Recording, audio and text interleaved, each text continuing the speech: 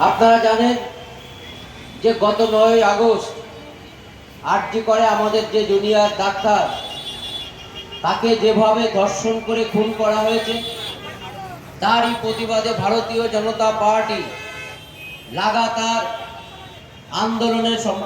আন্দোলনে নেমেছেন।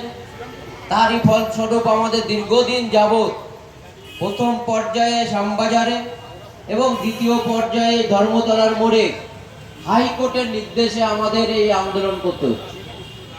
আমরা কোন বাংলাতে বসবাস করছি?